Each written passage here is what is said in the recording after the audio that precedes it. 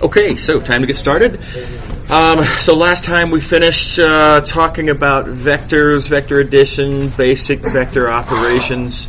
Today we're going to go forward with some products. So what does it mean to multiply vectors? And the weird thing is that to this question there are actually two pretty good answers, and that's a little surprising. I mean, certainly in real number arithmetic, there is one addition. There is one multiplication. But keep in mind when we're defining these new operations among vectors, it's not like we're taking the idea of multiplication and asking what does that look like with vectors. It's can we find anything that behaves in any way that you plausibly could be viewed as analogous to multiplication? Right? And so it's not the craziest thing in the world that we might end up finding multiple operations that in their different ways kind of behave sort of like products. Okay, so we're going to take them one at a time. We're going to start with the dot product. Here's the formula for the dot product of two vectors here in 3 dimensions. This is the formula for the dot product. Easy formula. Couple of things I want to point out. First of all, this is a weird formula in that a vector multiplied by another vector is not a vector. Right? That's weird. When you take a number times a number, you get a number. You would think, I don't know, seems plausible that when you multiply two things, you should get the same kind of thing. But you don't in this case. The product of two vectors, dot product of two vectors, is a number. So very importantly, by the way, notice, a lot of students, just perhaps kind of stuck on the idea that the product of a vector and a vector should be a vector, miswrite this as, with commas, like it's that. And very, very importantly, it's not. This is nothing of any significance. Right? If you just multiply the components like that and make a vector out of it, that's nothing of interest. Okay. All right. Second thing I want to point out, and this is also very important, you have to put the little dot in there. That is extremely not optional. Right? If you just write VW, that's not a thing. Nobody will take that. Right? So don't make that mistake. Yes, I'm very well aware that when you're multiplying real numbers, A times B, you can just write AB, and that's a standard convention for multiplication. It doesn't make any sense in the vector setting, though, because there are two products. Right? This is one of the two. Right? But if you just write VW, there is no clarity there as to which one of the products you're talking about.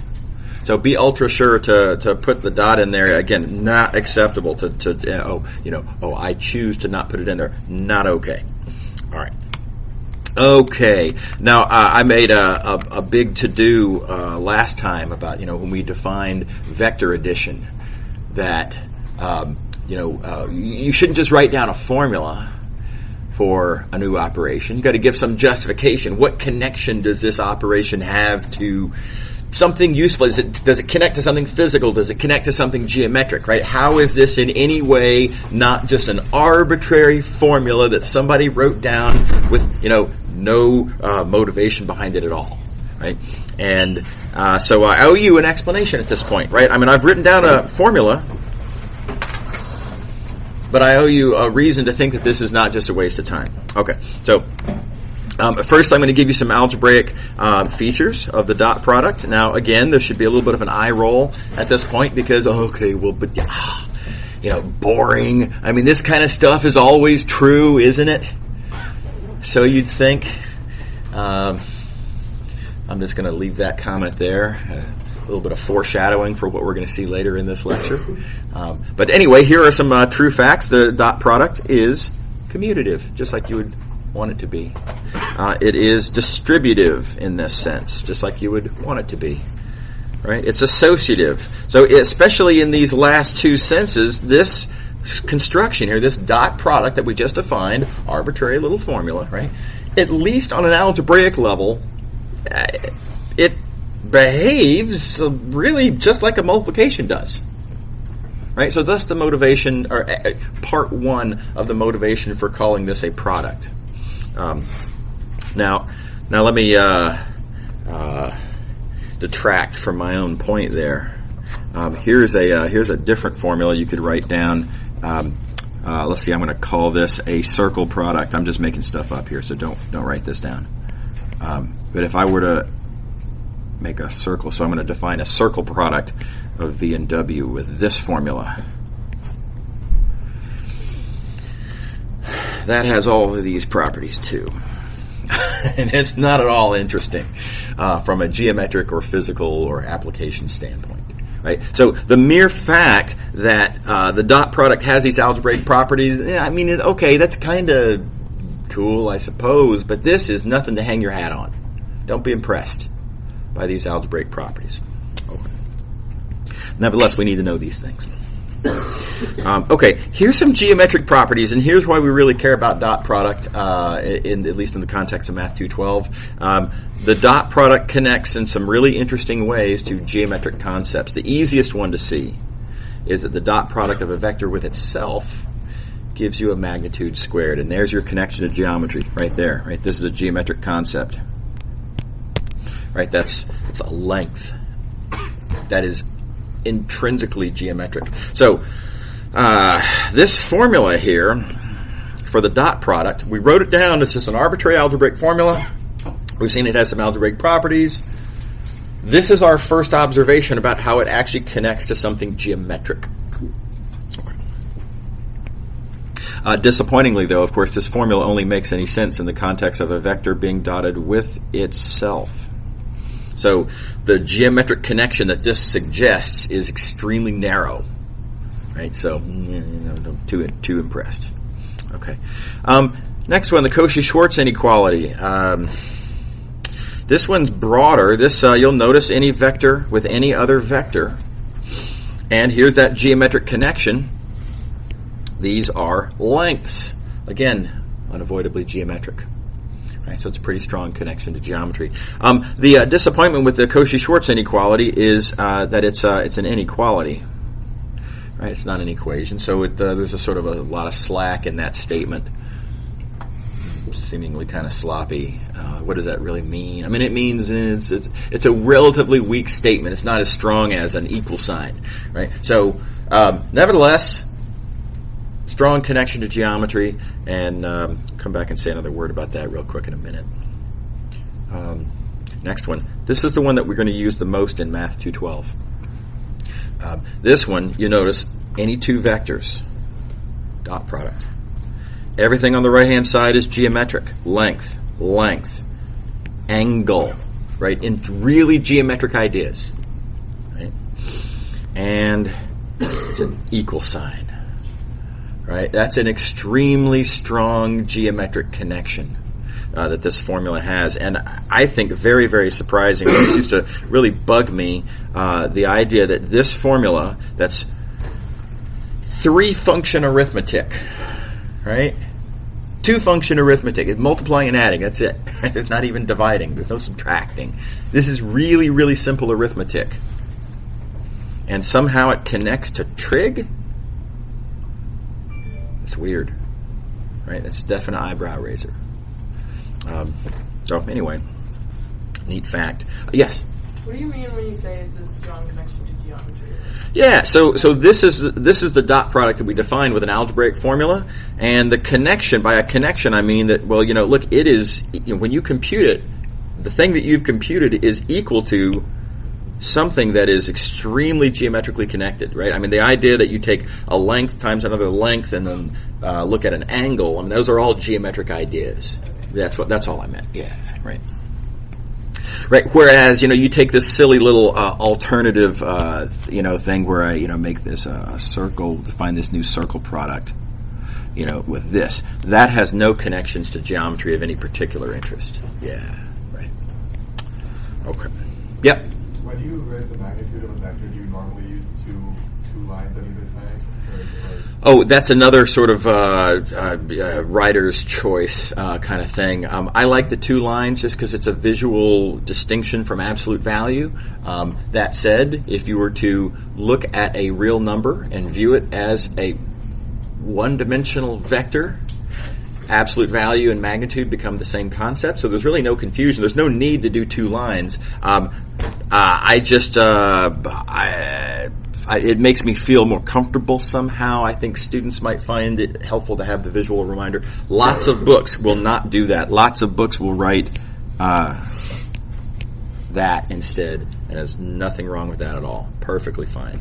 Right. Okay.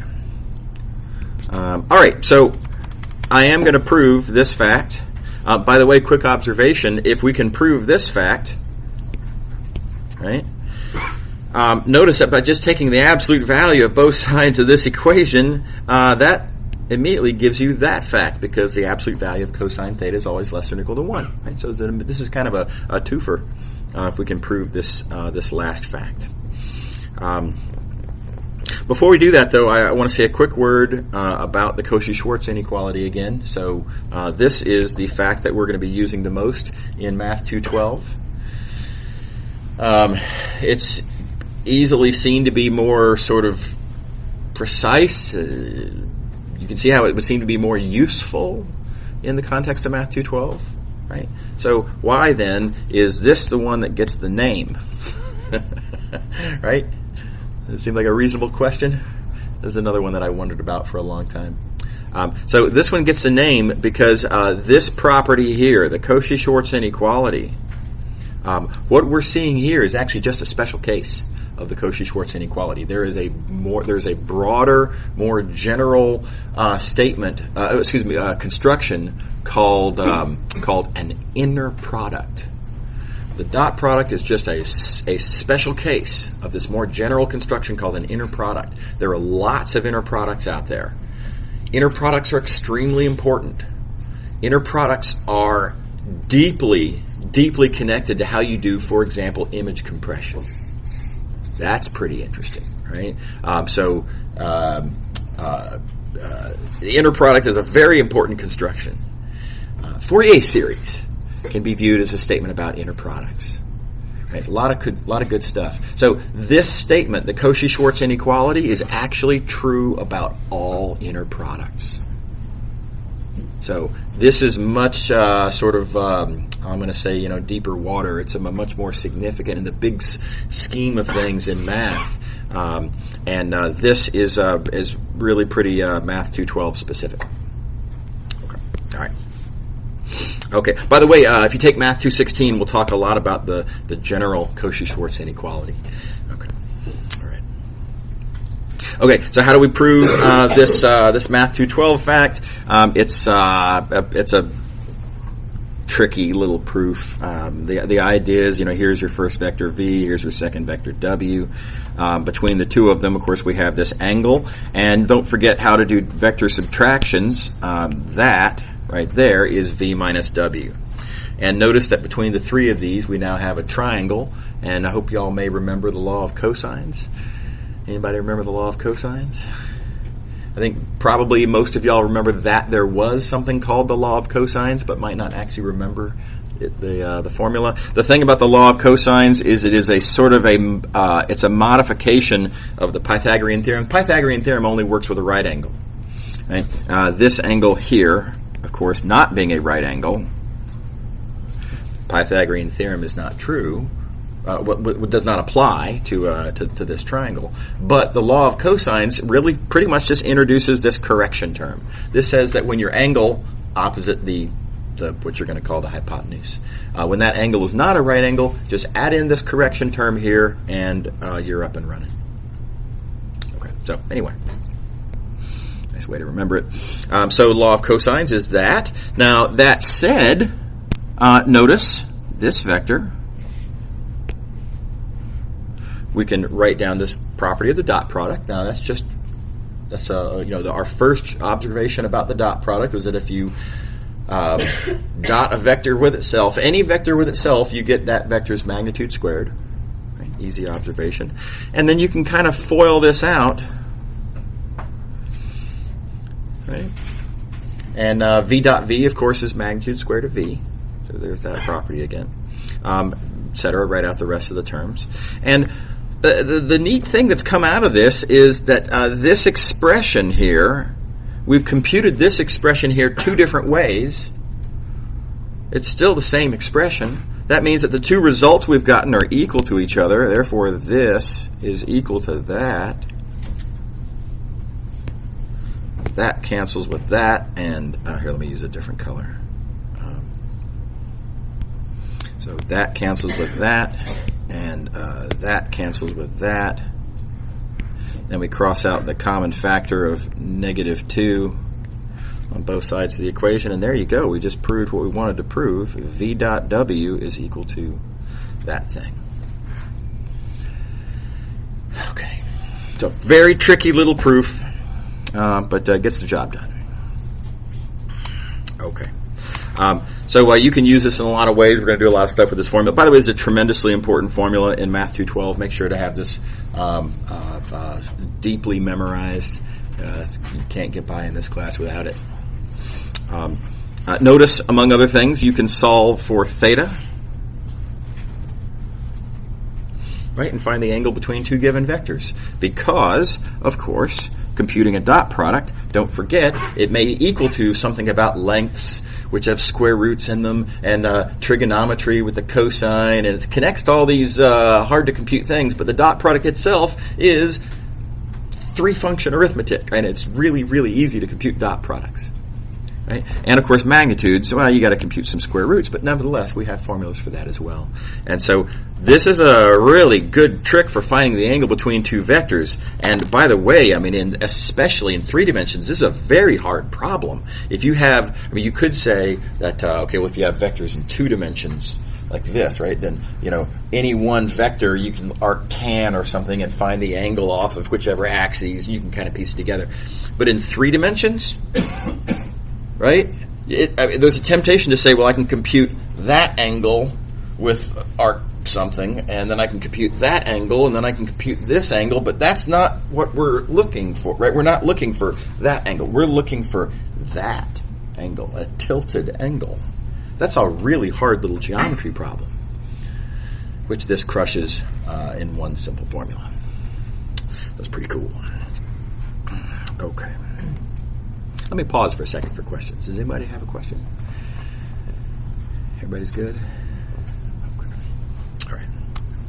All right. Some neat related ideas. I mean, just look at the formula, and let's come up here actually, and notice that, of course, magnitudes being as they are always positive. What you know, I'm going to have to zoom out to fit this all in on the. Here we go. What you know about the dot product, positive, negative, or 0, is going to tell you about cosine theta, and if you know the sign of cosine theta, then you know whether theta is acute, obtuse, or right. Right? So, nice fact, right? And so you get this nice little correspondence. So when you're, by the way, this involves, this requires that the vectors be non-zero. We need these to be non-zero, so we know these are actually positive. Okay, so non-zero vectors to have that necessary tool to work with. That said, if your dot product is positive, that means the angle is like an acute angle, less than pi/2. Likewise, negative means obtuse angle. And 0 means you have a right angle. So this is a good way to test if you have a couple of vectors and see if they're perpendicular. Just take a dot product. See if you get 0. If you get 0, that's the right angle between those vectors. They're perpendicular. Everybody on board? Yep. If those two vectors multiply to get the same thing, does that automatically mean the angle theta will be the same? I don't understand the question. Say again? So if you have like the vector, u and w, yeah, and then like v and x, okay, then if you multiply u and w and the dot product's one thing, and yeah, v and x and the dot product's that same thing, yeah, will their theta also be the same thing? No, because if you look at the formula here, right, the dot products being the same, all that means is that this is the same, right? And then so you're asking, does it follow that this is the same? And not necessarily, right? Because there's, the magnitudes of those vectors might be different. Yeah, right, exactly, yeah, right. Tempting, but yeah, right, yeah. Okay. Anybody else? Okay, now here's an annoyance. Keep in mind, this only works for non-zero vectors. Right? You got to have non-zero in there because otherwise this conclusion here, for example, doesn't work. Let me walk you through how the argument would fail. Suppose a dot product is equal to 0, and you say, okay, so that's equal to 0. Can you necessarily conclude that this is 0? Well, no. If you don't know that vectors are non-zero vectors, maybe that magnitude is 0. In which case, this, we don't know any information about it at all. In fact, it's worse than that. If this dot product is 0, that could be because this magnitude is 0. Wait a minute, if a vector has a magnitude of 0, that vector is itself the 0 vector. And what's the... Let's see here. I want to do this. So that vector is the 0 vector. What's the angle between that vector and that vector? This just doesn't make any sense. What angle? There is no angle, right? That purple 0 vector doesn't really point anywhere. So the whole concept of angle goes away. You can't say that these vectors are perpendicular to each other. Perpendicular suggests directions. That purple vector doesn't have a direction. Right? Okay, so this is super awkward. So really, when you, if you throw away this assumption, when you compute a dot product and get 0, with all that technically tells you, if that's all you know, is the dot product is 0, tells you that there's two possibilities. Maybe there's a right angle between them, but there are other possibilities that maybe one of the vectors is 0 or the other vector is 0. Maybe they're both 0, right? You can't just say perpendicular. Everybody comfortable with that? And this is a bother because, it'd be nice to be able to say, dot product is 0. That means, and it'd be nice to be able to just put a word on that, right? So we have a word for that purpose. That word is orthogonal. So orthogonal means dot product is equal to 0. It's defined algebraically, right? So now, usually, orthogonal means perpendicular, right? Because usually, neither of your vectors is a 0 vector, right? So, but they're not interchangeable technically. Orthogonal admits the possibility that one of the vectors might be the 0 vector. Perpendicular does not.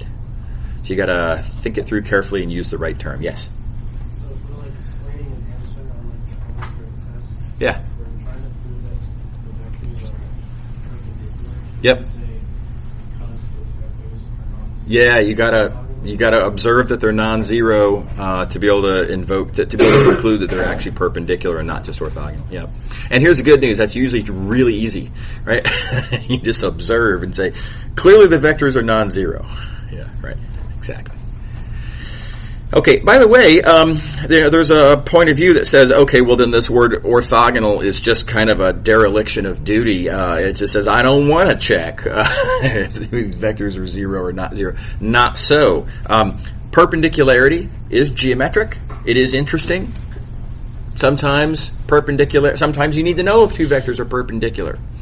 And believe it or not, and we're going to see this actually pretty soon, there are plenty of important instances where, in fact, the orthogonality is more important than perpendicularity.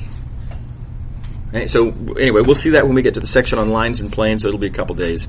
But this is a really important concept. It's not just a sort of sweep it under the rug tool. Yes?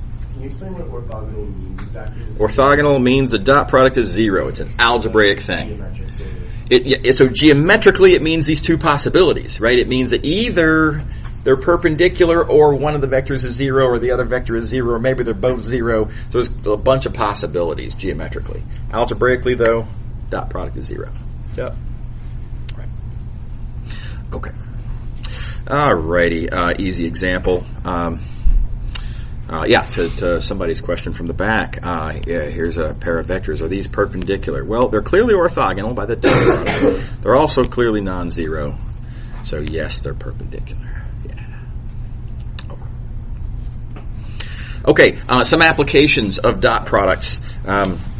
Sometimes you find yourself with a vector W that defines a direction. And that's the direction that you're interested in, and other directions just not so much, right? That for whatever reason, like maybe you're playing football, moving the ball down the field, it doesn't really help to move it off to the side, right? You only care how many yards forward is, well, how many yards in that direction only. Right? We'll have some more physics relevant examples on the next page. Looking at a vector then, right? If all I really care about is the direction defined by W, this, what we call the component of V along W, or the component of V in the direction of W, you can say it a different way. Sometimes people say the W component of V. Right? It's again, how far did you get toward the first down? Right? How far does that vector point in the direction of W? So you create a little right triangle here, right? And you're looking for that side of that right triangle. Okay. A little bit of trig on that right triangle reminds you of this, right? And then you look at this formula here, and you notice that my gosh, that looks really close to the formula for the dot product that we just proved on the previous page. And so here, let me multiply and divide by the magnitude of W. Now the numerator becomes exactly a dot product, and here we have a handy formula.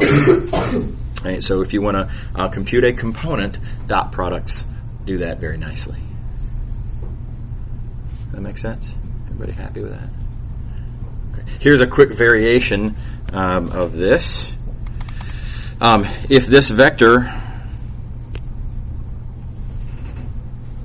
is a unit vector, then that means that this magnitude is 1, and all you're left with is just a dot product. Well, that's kind of cool.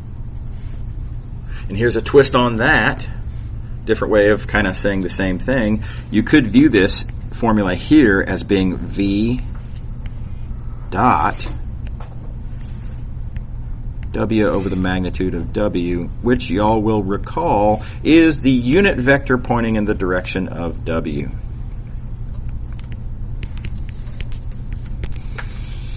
Right? So in all cases, a component is computed by a dot product with a unit vector. And if W is a unit vector, then it is its own unit vector pointing in that direction. All right. Okay. Yeah. What is a unit vector? Yeah, from last time. So a unit vector is a vector whose magnitude is 1. Yeah. Exactly. Okay, here's a physics application of components. By the way, if y'all have had a high school physics class, you had a question. Nah, we're still on dot product. These are all sort of applications of dot products. The next one's going to be called the cross product, and it'll be in just a few minutes here. But it's extremely different. Yeah, right. Okay, so if you've had an intro physics class, and then hopefully this idea will be a little bit familiar. If you've not had an intro physics class, don't worry about it. We're not going to do a tremendous amount of physics in here. We're going to do a little bit, right? So you do want to try to digest the ideas that we're going to talk about, especially when we get to chapter 15. There's going to be unavoidably some applications in physics that we'll need to spend some time with, and that help with interpretations of the ideas that we'll be dealing with mathematically as well. So anyway, there is this thing called work. Work is measured in units of energy. And the formula for kinetic work, you might say, if you're moving something by applying a force, you're pushing with a force, you move at a certain distance. Then here's the high school formula for that amount of work, and I suppose this is probably familiar to a lot of you. And then there's this asterisk.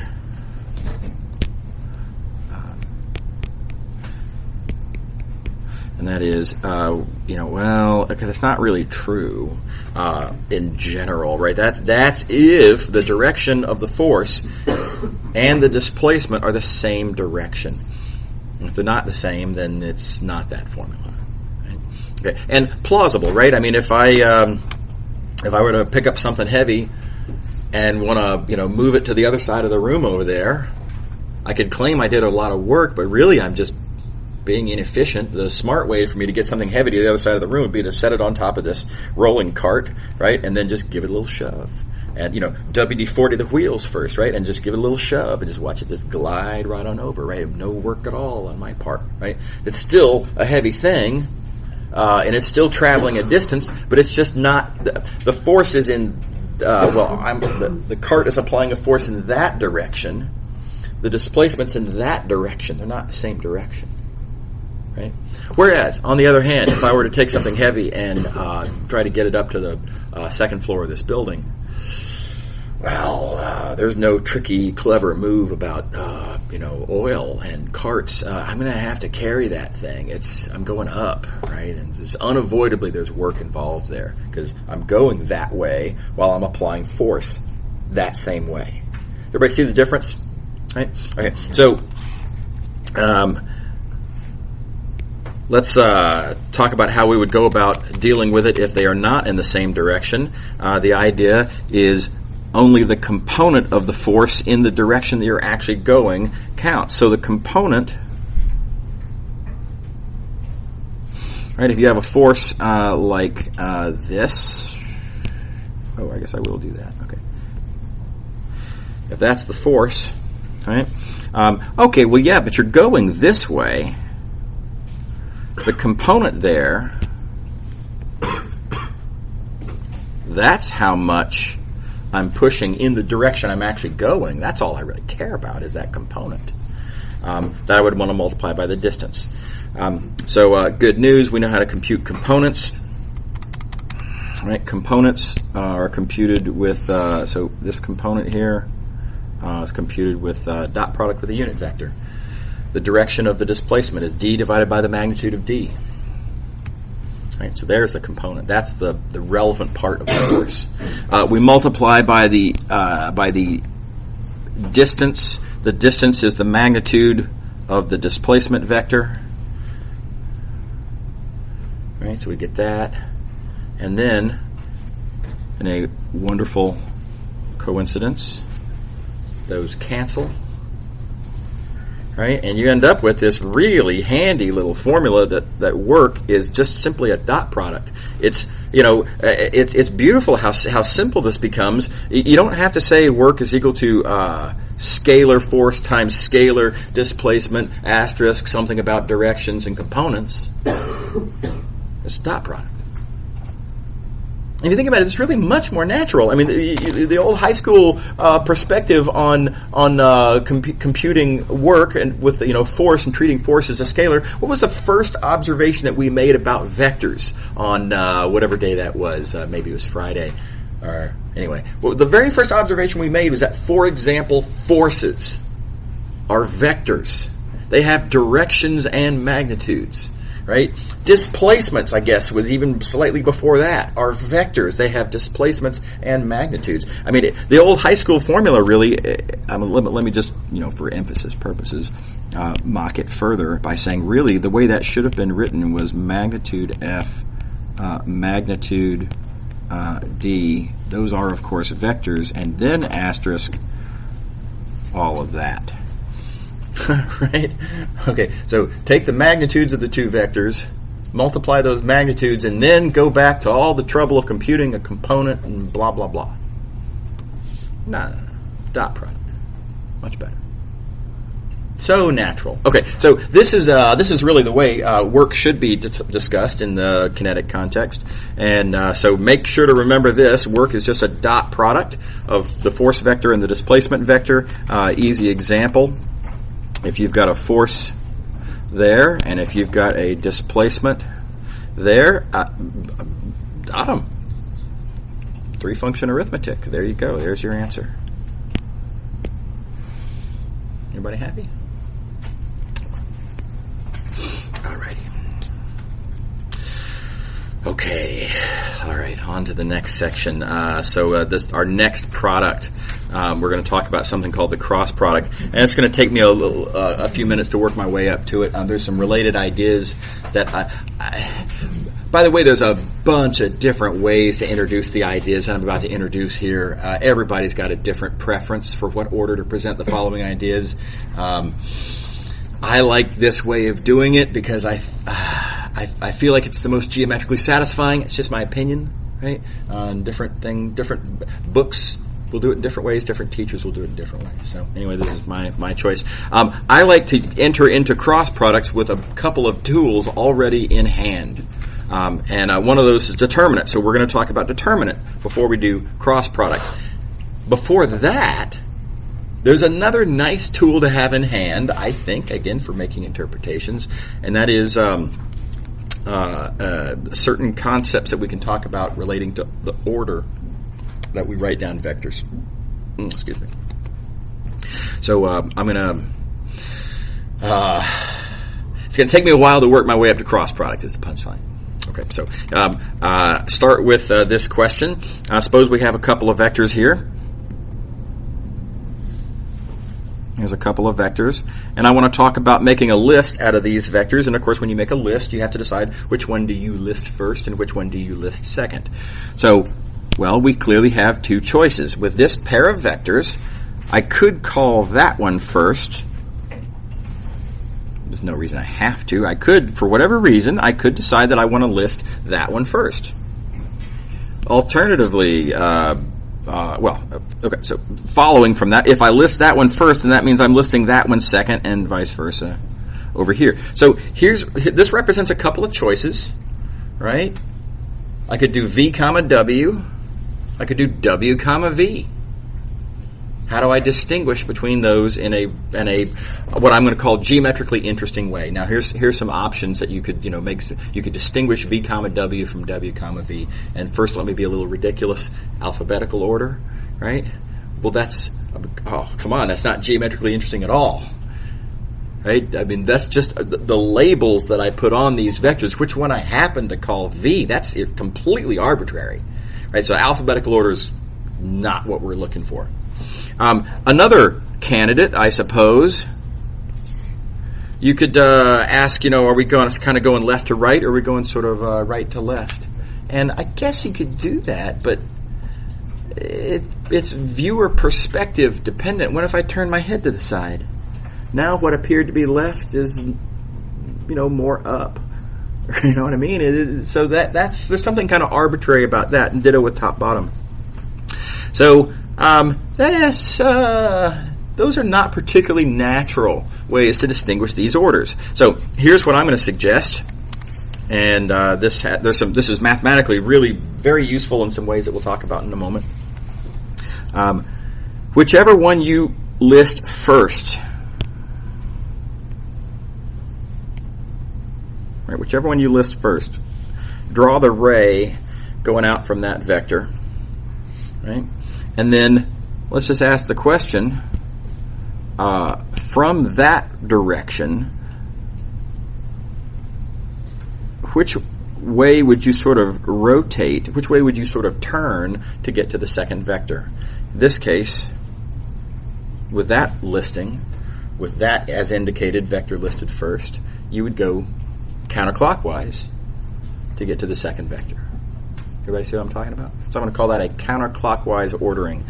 Whereas, on the other hand, if this is the vector that was listed first, let's say,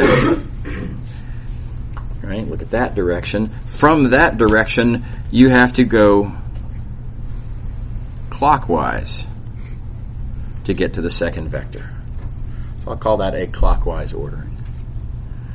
And if you turn your head to the side, clockwise remains clockwise, and vice versa. Right? So it's kind of perspective independent. There's something kind of natural about that. Okay. All right. We'll come back to that in a few minutes. Now I'm going to ask a similar question, and that is, instead of two vectors in 2 dimensions, what if you had 3 vectors in 3 dimensions, and is there an analogous concept? So is there a concept kind of like clockwise, counterclockwise? I mean, clockwise, counterclockwise makes sense in 2 dimensions, right? But it doesn't really make sense in 3 dimensions. So for example, am I taking is my finger going around in clockwise or counterclockwise? From your perspective, right, it looks counterclockwise. Not from where I'm looking. From where I am, it looks very clockwise, right? So in 3 dimensions, it's just not, it doesn't really make sense. It's not a well-defined concept. So what we're asking then, is there a something that plays a role analogous to clockwise, counterclockwise, but in 3 dimensions instead of 2? And the answer is yes. It's called right-hand order. And it's really, really hard to draw a picture on 2-dimensional paper when the which way you're pointing is so important. So I'm going to do this with I have a visual aid that I brought to class, my hand. Right? I'm just going to literally do a hand wave to describe what right-hand order is. And here's the instructions. So if you have a listing of vectors, in fact, let me just go to let's see, I'll draw one. Suppose you have you know what? Let me do pointing. Again, the drawing is really hard. Suppose that's my first vector pointing this way. Okay. That's my second vector. So first, second, third. Right? Just for an easy example. Okay. Here's the process to decide if that, first, second, third, if that's a right-hand order or a left-hand order. Use the index finger of your right hand, point that in the direction of the first vector. Now, you can do it like this if you want, or like that. You can do lots of different ways you can kind of twist your hand around, and that index finger is still pointing in the direction of that first vector. Yeah? Okay. So, next, take your middle finger and bend it the way middle fingers want to bend, so don't pull it back this way, and don't stretch it over that way or anything sort of, hand yoga. So bending only in the way that middle fingers want to bend. Figure out what you have to do to get that middle finger to bend in the direction of the second vector. Well, wait a second, our second vector is over here. Right? So the way I have my hand oriented, with my finger that way, my middle finger doesn't want to point that way, but notice I can keep my first finger in the direction of that first vector, just turn my hand like this. And now I can bend my middle finger very comfortably, point it in the direction of that second vector. Okay. All right. So here's the thing then. The first vector and the second vector, between the two of them, sort of as defined by two of them, there is this plane that the first and second vector define. Right? And notice though, with my following the rules, first finger, index finger, first vector, middle finger, second vector, notice that my thumb points clearly on one side of this plane. In this case, my thumb is pointing on what you might want to call the upper side of that plane. Yeah? Okay, so because that third vector is also, the third vector, keep in mind, straight up, right? The third vector, first, second, third, points on the same side of that plane as my thumb of my right hand. We call that a right-hand order. All right?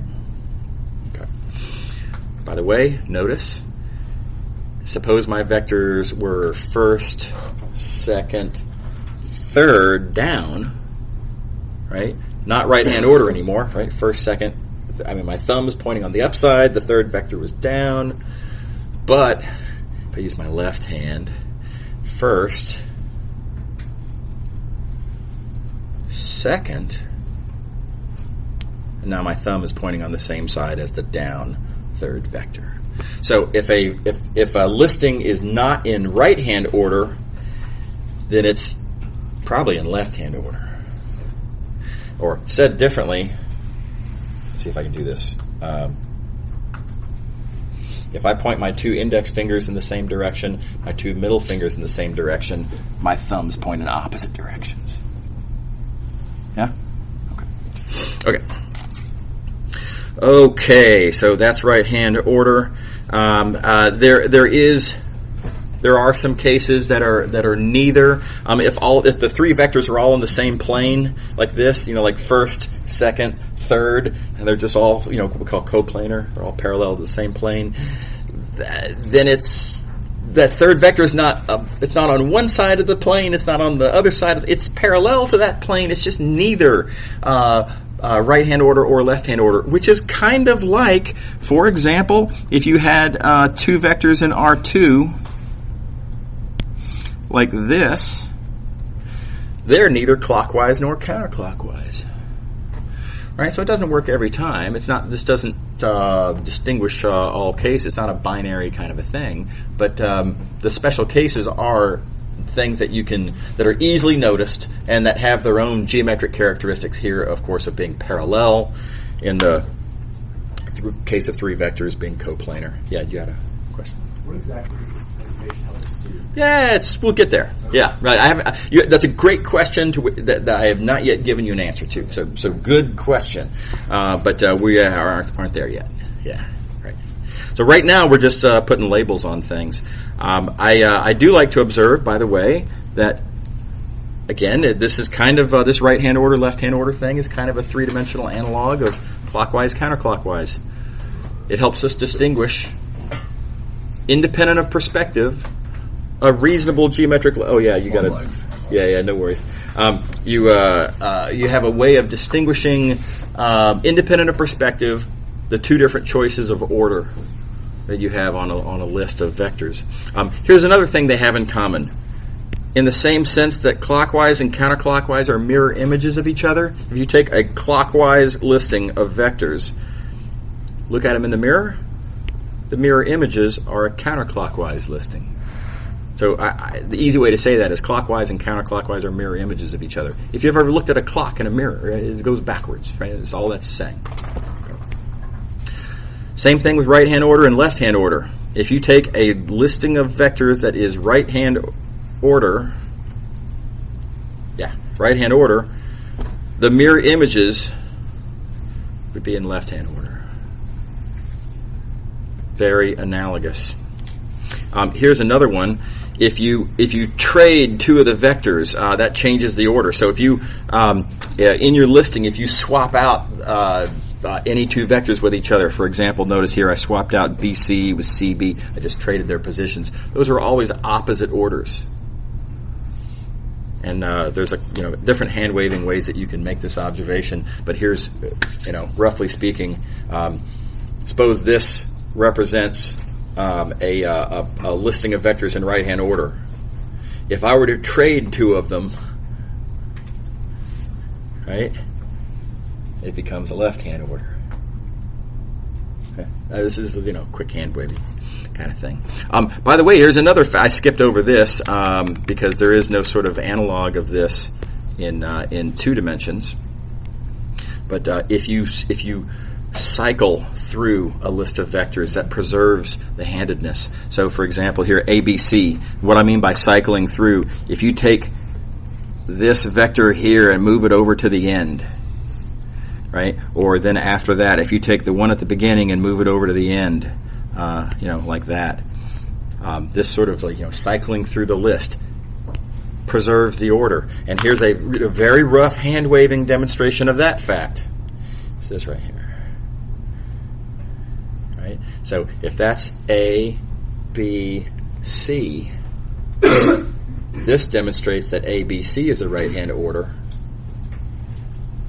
This demonstrates that C, A, B is a right-hand order. Right, so there's that cycling. Okay. All right. Okay. By the way, notice I'm not saying that these are all right-hand order. I'm saying that they're all the same as each other. So they might all be left-hand order. It could be this. Yes? This is just, we're just talking about ideas right now. But there are some situations, where you need to know, which way is this vector, a right hand? Yeah, yes, it does come up. Yeah, absolutely. Yeah. But, it's a concept that's going to play into some calculations that we're going to do very soon here. Okay, very, very soon. So very quickly, let me define determinant. Here's a definition of determinant for a 2x2 matrix. I imagine a lot of y'all have seen this formula before. It gets defined very often in high schools. They're pretty rare they actually do anything particularly interesting with determinants in high school. But there's the definition, and y'all have probably seen the, you sort of go like that, and you go like that, and this product minus that product, roughly speaking. Okay. For 3x3 determinants, here's the formula. Again, you may have seen this before. I would think probably you've seen this before. It's kind of a weird formula again. You kind of go across the top row, and in each case, so for example, when we're looking at this number in the top row, if you cross out the row and column, then the resulting submatrix, 2 by 2, you can take the determinant of that. So it's kind of a weird little formula, right? Anyway, there it is. Heads up, that minus sign there is worrisome. Seems weird, seems like possibly a typo. It's actually very important. That minus sign has to be there. It makes it look unnatural. Hey, just switch that to a plus. They're all positive. Seems like it's much more organized or something. But the minus sign is an essential part of the definition. Be real careful not to forget that. And why do we care about the determinant? I hate to say it, but we're going to have to wait until next time because I'm out of time. And but we'll talk about why determinant's interesting on Wednesday. And with that done, we'll be able to talk about cross products. All right. See you later.